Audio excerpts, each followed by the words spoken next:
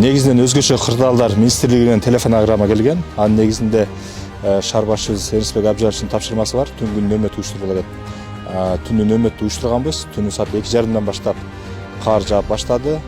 Таңкы саат 6-дан баштап бизден жалпы 6 техника кар сүргөнү, 6 техника кум, туз сепкени чыгып, 80ден ашык кызматкерибиз, 100гө жакын кызматкер тротуарларды тазалоо боюнча жумуштарды алып барды.